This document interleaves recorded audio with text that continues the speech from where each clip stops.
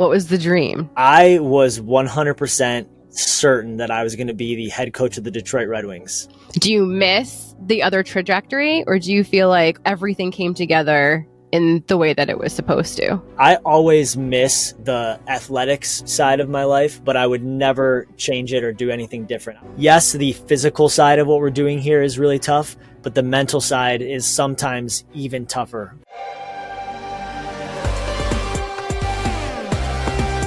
I think more people should start recording earlier and just roll. Well, that's the best part of the conversation. And then you start like interviewing and it's like, oh, well, where was that person that was here 10 minutes ago? My focus with you, I want to talk about your why, because through the why, people can get to know more about Fleece and Thank You, but also what else you're doing. What is Fleece and Thank You and why it's not just a blanket? So Fleece and Thank You is a mission to make sure that every single child facing an inpatient stay at the hospital has color, comfort, and connection at the starting line of their journey. When they walk into that room, instead of the plain white sheets, the dark beige wallpaper, hectic, uncertain, chaotic, hanging on by a thread, they should see the colorful blanket waiting on the bed, lighting up the room. And when they walk up to that blanket, they should then be able to see that video message patch and watch a video from Rachel, who made this blanket for Chloe. And Chloe's going to watch that video and she's going to have the opportunity to send a message back out into the world to Rachel. And for Chloe, it's a reminder that, wow, somebody cared enough to show up at the starting line of my journey. And this is really scary, but I have a little sliver of hope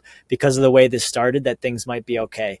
When they send that video back out, it's a reminder that, okay, I still matter to the world outside. I may be inside these four walls right now, but I've just sent this message out to the world of gratitude. Somebody out there cares, and now I'm back out in that world, and it gives them the hope that they can continue to fight and get through whatever that is, from a battle with cancer to a broken leg and everywhere in between. And you knew from the beginning that connection was important to you when you started doing this. You told the story about being in Australia. Explain where you got the connection idea from. Put all of that together. From a couple of friends who had gone through inpatient stays and some of the things I learned from them, and then just diving in. And every day I was at the hospital at Lady Cilento Children's Hospital in Brisbane, Australia, volunteering with Ronald McDonald House and Make-A-Wish, and like talking to these patients and their families. I just could see over and over this growing thread of, yes, the physical side of what we're doing here is really tough, but the mental side is sometimes even tougher for us.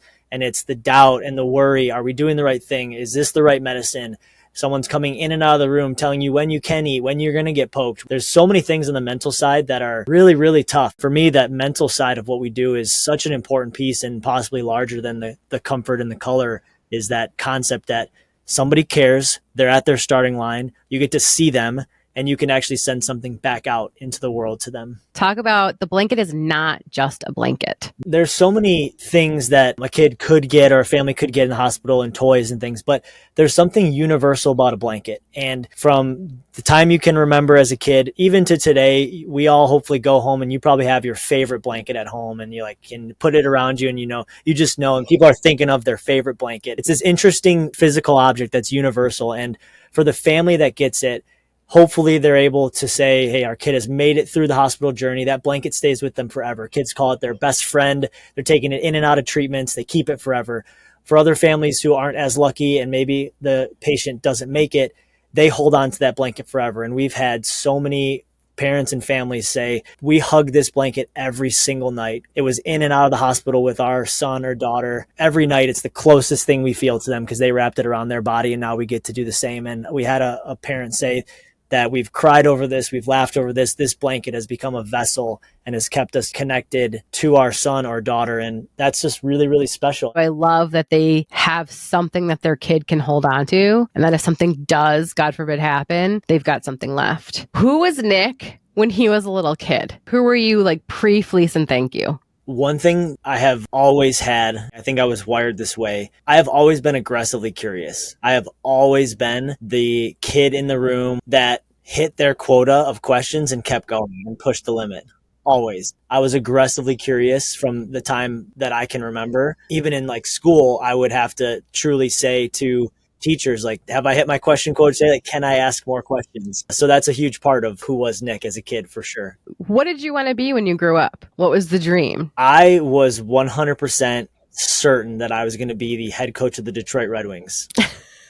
Were you a hockey player? I played hockey and soccer since I could walk. Loved both sports, played them all the way up into the end of college. And I was just so certain I was going to be the coach of the Detroit Red Wings. When did all of that change? I would say that the dream still hasn't died. So if you're watching this, I'm on the market. But I mean, I could tell when in college at that point, I was like, okay, maybe I'm not going to be the coach of the Wings. But there's like so many paths out there. But there's also this wild pressure to know what you want to do when you're a freshman in high school. And the community that I was in, also there was pressure to really figure this out. Like, Nick, you've excelled at a lot of things. Like, what do you have this figured out and what's it going to be? And as I went through college, I tried so many different things, 5 different majors, tons of different internships. I went to classes that I was not even signed up for with friends and teammates because I just wanted to see what was out there and ask the questions. So I think all that to say, I still, heading into college, didn't really know what life was going to be, but I knew that I was a builder and I loved being on teams, and I've always been on team sports, never individual sports. And so I knew somewhere that was going to be a thing, and I knew that I was a servant. I knew that I loved to serve people. And in addition to being aggressively curious, I really believe I was wired to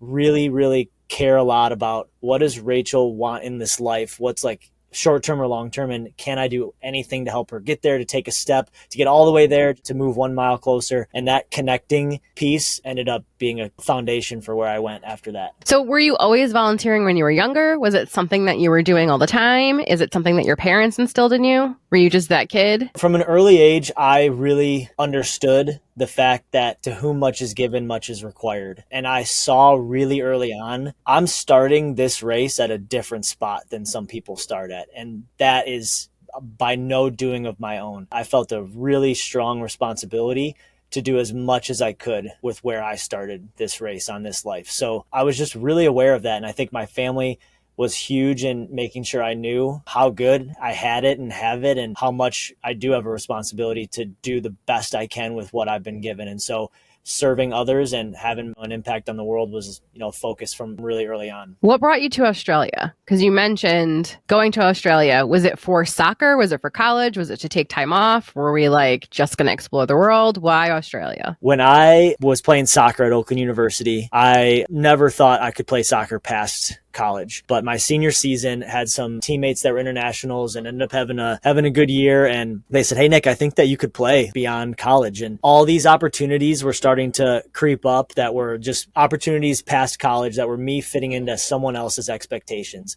I was going to take the full-time job from this internship, etc. And none of them were something I looked at and said, that's what I'm supposed to be doing. And this door opened up to play overseas, and I took it because it was the one door that wasn't one of these expectations I was going to fit in. And ended up putting a highlight tape together and sourcing around and getting an agent, and found a club in Australia, bought a one-way ticket to a country 10,000 miles away, and didn't know a soul. What did your parents say? Were they excited? Were they proud? Were they scared? Because we know parents, as soon as you're on a normal track, were they scared at first, or were they hey, Nick has a good head on his shoulders, he's got this? They're the full range of emotions. Definitely scared and asking lots of questions. And there you go. That's probably where I get some of that from.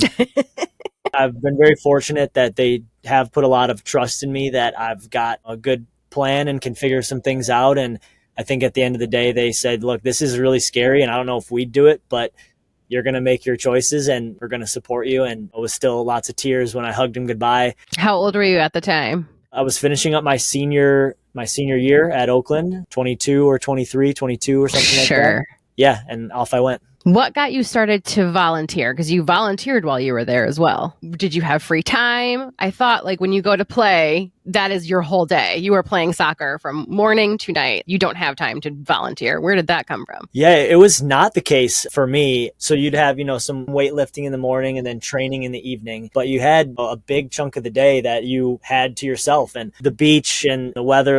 I enjoyed that for a couple days in a week or two. But I'm somebody who in college was on 10 different clubs and saying yes to everything. And so I was like, I'm going to just dive in here, and grabbed a job at a coffee shop and was serving coffees. And then I found some nonprofits. I said, I'm going to start to volunteer. I had a friend that was really close to me that had gone through a battle with cancer, and just got to know them through that and learned, wow, there's a lot more to this inpatient stay thing. So a lot of my volunteer time was with the Make-A-Wishes of the world, kids in the hospital. but also serving our homeless friends on the street is a big cause of mine, and have a pretty cool story about who I linked up with there and the work I was able to do during the day there. Do you want to give me the short version of the cool story? Short version would be I met these two 21-year-olds who started the world's first mobile laundry service for the homeless. Yeah, vans with washers and dryers can link up and go to any homeless park shelter where our friends are congregating and wash and dry their clothes for free, give them an hour of amazing conversation, help them scale the service from just 2 vans in Brisbane to now it's Australia-wide. They're washing hundreds of thousands of tons of laundry. It's been a really, really cool experience to be a part of the beginning of that. Is it weird to just wash the laundry? Do we give them options to go bathe themselves and soap and all that stuff? Or are other organizations already taking care of that part? There was a disconnect with they're putting dirty clothes back on after they shower. That's the right question to ask. We started as Orange Sky Laundry, and now it's evolved into Orange Sky Australia, which also has Orange Sky Showers as a part of it. So the van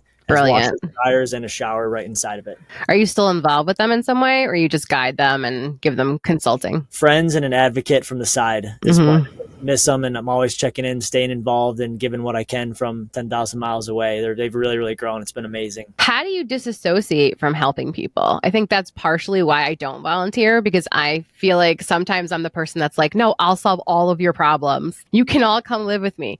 How do you disassociate from that situation and just be the volunteer and not the I'm going to solve everything? It is probably a similar question that I would ask like an EMT or a paramedic who's in front of trauma every day. That would be really, really hard for me to be in that type of environment. There's something called compassion fatigue. It's a very real thing. I had no idea about it before I started working in the nonprofit space, but the longer you are around certain situations, the easier you are able to cope with them. And I think it wasn't always easy, but I've learned some ways to make sure I have a healthy balance between what's work and what's not, what's volunteering and what's not, and how do I achieve this balance to be at my happiest. So I want to talk about synchronicities, because you're volunteering in Australia, not just with your homeless friends, but also with people in the hospital. And then your time there ends and you're on the plane, and you said your twin sister texted you before you left on your way home. When did she text you? I landed at LAX October 1st. I got a text from my twin sister. So tell me what your twin sister does and what that text said. My twin sister was in pediatric oncology nursing at the time at Mott Children's Hospital, and she texted me asking if I would make a blanket for one of her patients. Just one blanket, one patient. And I'm aggressively curious, as I said, so start asking, well, yeah, I can make a blanket, Tara, but do you need like 5 or 10? How many do you need? And, oh, we always need them, Nick. They changed the room. We never have enough. I'm like, well, let me talk to the hospital. Like, how many do they need? And got on with the hospital. They needed about 9,000 a year. I was like, holy smokes. You're one of the best hospitals around. How do you not have enough of this? Called every hospital. Every answer was the same. Fleece Thank You was born. His twin sister works at Mott Children's Hospital. So she was the one that talked to him about how the hospital rooms are sterile and unaccommodating. And he had this idea to make these fleece-type blankets. Bam! It instantly started in I think it was November of 2015. And we were doing it out of our basement. So we had our house full of fleece. We had uncut blankets and tied blankets. I think we got close to like 800 of them. We had aisleways for Christmas. You could only walk certain directions in our house. And Nick he knew he had to get a warehouse. He got his first warehouse, and it just kind of snowballed from there. Both his mom and I are both very proud of everything he's done and everything he's got going here with Fleece Thank You. For a normal person, I feel like what you took on, especially at that age, when it's like, okay, now we can have more fun. We can go to other countries. We can do other things. We can still keep playing soccer. Instead, you completely pivoted and put all of your energy and passion into Fleece Thank You. Do you miss the other trajectory, or do you feel like everything came together in the way that it was supposed to? I always miss the athletics side of my life, but I would never change it or do anything different. I was ready. I was never going to be the next Ronaldo or Messi, and I knew that. It was cool to travel the world and play for a couple years, but I was ready to build and start the next thing, start my true legacy in the world. And that's why I was ready to come back. And so I would do it. I would make the same choice 10 out of 10 times for sure. So in the beginning, you're starting alone. Scaling a business is scary. When you're curious, it's your name that's on the line. You're also the face of the business. So how do you take this little project and start to actually scale that? Because I'm sure you have it down to the millisecond of how many blankets you can make per person per hour. How many blankets? per person per hour. So we definitely know like the unit metrics on all of it. Like one person can make a blanket by themselves in about 25 minutes. If you're with a group of 4, you could probably do one in about 15 minutes on your first one. You're going to get down to maybe like 8 or 9 minutes after you make a couple. So you can do the math of how many you want to achieve. I know for 2024 this year you wanted to do, was it 30,000? 30,000 is the number of kids that go to the hospital in Michigan every year. So that's our annual mission to build the system towards. But 30,000 sustainable every year, repeat year after year. We're up to about 17,000 sustainable every year right now. So how are we going to beat that this year? It's really more groups. We don't need one group to come and make 10,000 blankets. Not realistic. We just need the group that you're involved with, that everyone's listening right now, that you're involved with, your book club, your school, your sports, your business. Can you do your 50, your 100 blanket event once a year? Can you be there for us once a year? It takes a village, but if we can have 300 groups that do their 100 blanket event one a year, we're there. Are you almost getting to that space? Are you on track to make that happen this year? I think this year we can get to 20,000 for sure. And then 2025, I think could be the year where 30,000 is possible. Let's go back to my original question. I have ADHD, so I talk in concentric circles. It's really fun. So you're one person. Who do you go to next to say, okay, I need help with this? How do I scale this business or this nonprofit? It's definitely a good lesson of like, be nice to people and care a lot. Don't burn bridges, because you're going to need help from people you would have never expected. So the first thing I did was I went back to the places where I had my roots. I went to my high school, to my college, and I started to say like, this is the dream. Is there a way you can tie in? We got the first blanket event from my cousin's sorority at Central Michigan. I drove up to Mount Pleasant, made 50 blankets, packaged them up, drove them to Mott Children's Hospital, called OU, sorority there, started to just stack these events. One event turned to 5, and 5 to 10, and 10 to 50. And before I knew it, it was like, oh my gosh, we've done hundreds of events now and thousands of blankets. Like, we're rolling here. And then was it hard for you to start trusting other people? Because as you're scaling, you can't do it alone. So the events are becoming bigger. You realize I need help. Who is the first person you hire? The concept of building a team is, like I said, something that's always been fun to me. So that to me is actually one of the more fun parts of finding those people and trusting in them. And yeah, maybe they let you down, maybe they don't, but I really love the rush of that. And so I gave a presentation at Oakland University early on, just asked the teacher like, hey, can I just come like speak to your class about what I'm doing in your business class? Oh yeah, for sure. Come on out. And this one student emailed me right after and said, hey, I don't really know like what you talked about much, but I think this is cool. Like, and I'd love to be a part of it. And his name was Bryce, and he became a huge part, and he had lots of support that came with him, and then called another friend, Jamie, who helped a ton at the beginning. And so there was like these people that started to emerge the more I shared the story, that stood up and said, I would love to help. And that to me is like an inflection point that a lot of entrepreneurs, they wait too long to take, of like, tell the story. What are you trying to do? What's your mission? Get it out there. You're too scared because like, well, what if it fails tomorrow? Then everyone's going to know I told this story and that's nothing. But if you don't, people aren't going to step up, because they want to help. Well, I think I'm also realizing that like, if it fails, nobody cares. Yeah, for sure. They don't. But what advice can you give me as somebody who is an entrepreneur that really needs to scale a business because I do want to help more people? Do I just simply focus on that? Just focus on the why and not worry about attracting the wrong people? Just think about attracting the right people? Like, how do you go about that? I got to think that there's maybe 3 things that are part of it. The first thing is that right off the bat, figure out where you're at in your business. And like, do you have processes and you need to find someone who can fit into the processes you've made? Okay, that's one type of person. Or are you moving 1,000 miles an hour and changing tires on the go, and you need someone who can like help you figure it out along the way too and run at that pace? And that's a different type of person. So right off the bat, like figuring out which of those 2 places you might be. Maybe there's a 3rd place, but those 2 stick out to me as like 2 critical places that I've been at. And then from there, you're looking for a specific personality type, and you've got to admit right off the bat that like you're 100%. Someone else can maybe get to like 80%, but that's their 100%. You got to sometimes be like, oh, listen, you're 80%. I'm going to take it because we're going to run because this is a pass and we got to move. That's your 100%. That's awesome. No one will ever probably be at your 100% in your business. And you've got to like be okay with that from the start. Find someone you trust, fit that personality type. Pick the wrong people a couple of times, pick the right ones more than you pick the wrong ones, and roll. When you have a bad day, do you just take yourself back to the why? Is that sort of what gets you out of bed? What gets you moving is knowing what you're doing and the mission that you're on? I think 3 things drive me every day. I talked about the responsibility, still feel it today. Gratitude is the second one. I have found gratitude to be such a healing force in my life through the work that we do at Fleece Thank You and Grateful Human, and that podcast to get to talk about gratitude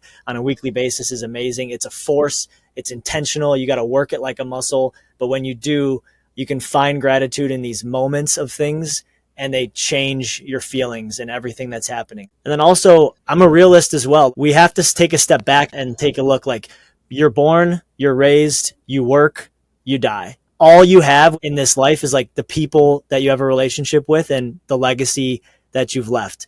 That's it. And so that helps me in the moments of the bad days of like, oh, I feel like everything's crumbling, but let's look at the big picture here. Do I have the relationships? Is there some legacy to what I'm doing? I'm very grateful for the relationships where I'm at today. I'll find a way through it. Did you meet your wife pre-Fleece and Thank You, or did you meet her after you started Fleece and Thank You? When did she come into the picture? My wife's amazing. Shout out to Sarah. I love you. You're awesome. 2 days before I was ready to go to Australia, got a text from my friend who was the chair of a sorority at Oakland and asked if I could MC their male beauty pageant, Mr. Phi Significant. I say yes to everything. Absolutely. I'm there. I'm getting on a plane in 48 hours, but for sure I showed up, and Sarah was at this event. We took a big group picture. She was in it. I was in it. We didn't say a word to each other then, didn't know each other. Fast forward 2 years later, I called that same friend who I did one of my first Fleece and Thank You events with, and Sarah showed up to that event. We met for the first time at that event. Here we are today, many years later. Does she help you with the organization, or does she have her own life completely outside of what you're doing? She is a data analytics guru. She is Miss Excel, Queen Excel, crushes it for a tech company out of Michigan on their data side. And then obviously she helps me all the time. If I need to pull her to a weekend event or talk about some things, she's always there. But she's got her own data kingdom, and she's really, really good at what she does on the HR and data side. How do you find balance with your schedule? How do you do this? Managing a schedule is an ongoing journey. To the person who says, I've found the way, this works for me every day and it never breaks, good for you. Everything I'm about to say, I get wrong, slip up, lose focus, and find myself back. But I come back to this. Like for me, I wake up at the same time every morning. Sarah and I wake up at 5 o'clock. Yes. I love a good 5 o'clock wake up. They're the best. Yeah, for sure. You can get a lot of thought and stuff done. And so from like 5 to 6:30, we're down in the basement. We've treadmill, some weights. Like we're just doing some exercise, talking about the day to come, etc. Head out to the office. I've got my big 3 for the day. I know if I get to the end of today and these 3 things are done, it could have been a good day. And as much we'll try to attack that and things come up and fires and all that, I'm always trying to come back to the big 3 so that when it gets to that 5, 6, 7 o'clock, if I can get those big 3 done, there's always going to be more work. There's always going to be more to do. But big 3 are a huge thing. And when I don't set the big 3, I for sure feel off in my day. I get to the middle of the day and I'm like, wow, I've got so much to do. And I make my big 3 at 2 o'clock. Don't have a lot of time to get 3 big things done here. When are you setting that intention? Do you know every day what your big 3 is in the beginning of the day? Or are you doing that as you're planning your schedule for the month or the week? Definitely things are always coming on and hitting it and attacking it. Trying my best at the end of the day to say, okay, what are my big 3 for tomorrow? If I can't get it then it is going to be the first thing I do before I answer an email or get into anything. Mm-hmm. It's just really reset of like, what are those big 3 today? Do you just sort of allow sometimes like, okay, whatever's happening now is whatever's happening now. And if you have to say no to yourself, it just is what it is. How do you balance that? It's always going to be a trade-off, of course. And so as a business owner, you have to accept that there's going to be times when you are going to choose others over you, and your time with loved ones, family is going to suffer because of it in the micro, in that day. If that becomes a habit, then you're on the wrong path. But I don't see a way that I can't in certain days have the greatest of intentions of when I'm going to get my big 3 done. But when the needs come up, though, that time gets taken. And that just means that later that day, I'm going to spend a little bit longer needing to get those done. Now, I could do that 1 or 2 days in a row, but the third day, then I do need to say no to some of the client things because that's the day I need to prioritize the other things. And so every day is a constant shuffle. Like even just as I say it, you can feel it of like, wow, there's a lot of planning that goes into that and a lot of intentionality, because if you stop being intentional about it, you look back and you're like, wow, it's been months and I've worked till 10 p.m. every night. And I can't remember the last time I had a conversation or a meal with my wife. Mm-hmm. And it's not okay. But so it's every day being intentional about it. It takes a ton of effort. With Fleece and Thank You and all the events that are going on and things consistently moving and people being added, do you find it tough to try to be everywhere? Or was there a point in time where you realized I can't be everywhere and now I have to rely on other team members. I can't be the guy that's at every event. And was it hard to sort of realize like I can't be at every event? This is a real thing. There was for sure a time when I was at every single thing and a time when I realized I couldn't be. When I can, I do make extra efforts to make sure that they know, like, look, just because we've gotten bigger, it doesn't mean that I'm any less grateful for your support. And you just try to be your best authentic self and hope that people will understand that. And maybe some haven't, and that's okay. And others do, and they're awesome to work with. Well, because it just leads to burnout sometimes. You want to be the face of everything, but especially if you're growing and you're going to be in multiple cities, probably eventually across the country, you can't be in 50 states. Yeah, get people on your team who understand that picture as well. And I'm more of a leader who lets my team know more than less. And sometimes that's a bad thing, but I'd rather err on the side of them knowing more than that knowing less. And so that's, one person's opinion on how to do it. But I think keeping them in the loop on as much as possible allows them to understand, okay, yeah, Nich needs to be elsewhere. Explain to people, how many states are you in now? You're not going to obviously just stop with Michigan. Like, the curious kid who asks a million questions is not just stopping. Like, legitimately, where do you see this going to and growing? And does it almost scare you to scale on such a large level because you can't oversee everything? So where we're going is we know that 30,000 kids a year in the state of Michigan go in the hospital. So that's milestone 1 for us. We know that in the Midwest, there's about 151,000 kids that go into the hospital every year. And so Midwest is milestone 2. Across the country, it's about 964,000 kids a year that go into the hospital, plain white sheets, dark beige wallpaper. So our North Star, our 10-year vision is that we will have been able to replicate Fleece Thank You across all 50 states so that every hospital, every time, every kid is guaranteed a blanket with a video waiting on the bed for them. How we're going to do that is we're very intentional about building the system in one state because that playbook can quickly then replicate across states. We take orders, blanket kit orders, so blanket makers across all 50 states today. In 2023, 2022, and then again in 2024, already this year, we've shipped to all 50 states. And so there's blanket makers all across the country. We've made blankets in 14 countries around the world. Majority of those blankets make their way back to Michigan just because folks choose the easy return label option. But for us, we have the groundwork laid for a playbook where you can do this in every state. Blankets made locally, stay locally. And every kid, every time gets one. 964,000 blankets a year. Will be the Red Cross of comfort for sure. It'll be far out of my hands at that point, but I'll have hopefully been a part of building the team that's making it possible. Do you guys pre-cut stuff for people? Like, just so people understand, you're not there with scissors anymore. Totally. Yeah. We used to get the fabric in big, rolls, and we were cutting it in-house with scissors.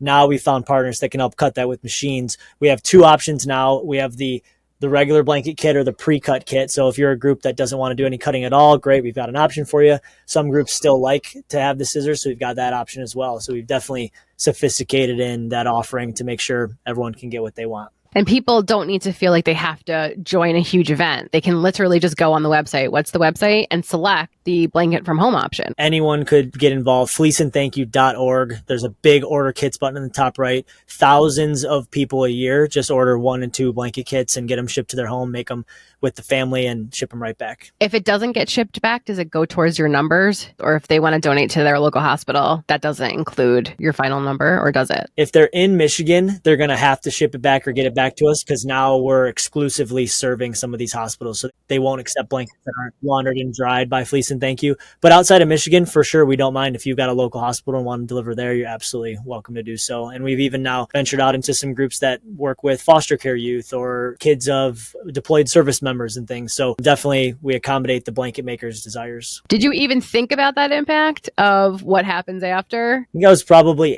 80% focused on like the metrics of it. Like, okay, 30,000 blankets, how many groups? Okay, we need this much square footage of facility, this much fabric, etc. But the other 20%, make sure you realize 150,000 people touched our process last year throughout the country. And that's so many touch points of people who heard about our mission, and 15,000 plus kids got a blanket. If every kid has an average of 2 family members that are coming in and visiting them, like that's a lot of people that are seeing and touching and being a part of this. And that's really, really cool. With events like the golf event that you guys are having coming up, do you have, beyond that one event, do you have other fundraising events that's specifically in that similar vein where it's not making blankets, it's to raise money? The golf outing's the big fundraising one. And then the other big event we put on is our Make a Blanket Day. event, which is in September of this year. It's where we set the Guinness World Record. And that's like thousands of people, thousands of blankets, one day, one place, knock it out in a couple hours. And those are the two big events that we do every year. Did you announce where that's going to be in September yet? Or you don't want to announce anything Just yet? came live with it in the middle of April here. Saturday, September 21st, 2024 at UWM Sports Complex in Pontiac, Michigan. It's a big 100,000 square foot room. We take the whole thing over. We'd like to get 1,000 people out there and make 1,000 blankets that day. How do we sign up for that event? fty.charity/MABD24. It's a no cost event. So all the blankets are funded by sponsorship ahead of time, corporate and community sponsorship. You just sign up, register, $0 registration, come and make one blanket, make 100. Festival, carnival type atmosphere. There's dunk tanks and face painting and giveaways and all kinds of cool things. It's a really, really cool event. But what advice do you have for people like me where we're trying to show up consistently for ourselves? We're trying to come from that authentic space. What advice do you have for people just to keep going and keep doing it? Practice gratitude, and as you're building your business, never forget the things that you're grateful for. Those thoughts will really carry you through tough times. Second to that, don't do it alone, because I haven't met anybody that does it alone. So put yourself in communities, groups, friends. And that's on a mentorship side as well. When I face some of my biggest problems or curveballs, I'm probably within an hour calling 3 or 4 people on my list that are my true mentors. So I think gratitude and community are the two things that I know work for me. And without either of those, I'd be hurting. With the Grateful Human podcast, why did you want to even start that? What part of you was like, I want to add more work to my schedule? There's 2 reasons for the Grateful Human podcast. One is business oriented and the other is altruistic. The business oriented one is it's a great touch point for us to get in with a brand that hey, there's not really an ask here. We're not asking you yet to make blankets or give dollars. We just want to talk to your CEO, founder, president, head of whatever about what they're grateful for. Few people say no to that. So it's a really cool way to get to make new friends, grow our community. And then on the altruistic side, gratitude is so powerful, but not as often talked about as it needs to be. Can we do surgery on gratitude and figure out what makes this thing so powerful? And is there anything replicable that others can take away from it? Because it's often you hear the phrase you should be grateful daily or be grateful every day, but it's in moments. That takes real work and intentionality and flexing the muscle. And there's a lot to it, and both sides are why we do it. Have you ever had a negative thought in your head, or do you always come from a positive place? And was there a time where you realized no, I've got to flip this. I can't keep thinking from this negative space? The majority of me has been positive for sure. Sometimes I've learned that someone doesn't want to hear that. I've definitely gotten better at sitting in the problem with someone. Generally, I've been positive, more so optimistic. I call it naive optimism. I say it all the time. I'm naively optimistic about life. And I know that there's bad times, hard things, bad cards. Yeah, this is how I am. Nick, thank you so much for doing this with me. I love that you actually give your time to everybody. You are very giving. I really do appreciate everything that you do. And I love what you're doing. And I can't wait to watch you guys grow. I can't wait to see where it goes. It's going to be insane. Thank you very much for the time. I'm really grateful that we had this time and just honored that you'd asked me to be on. So thanks, Rachel. I'll see you soon.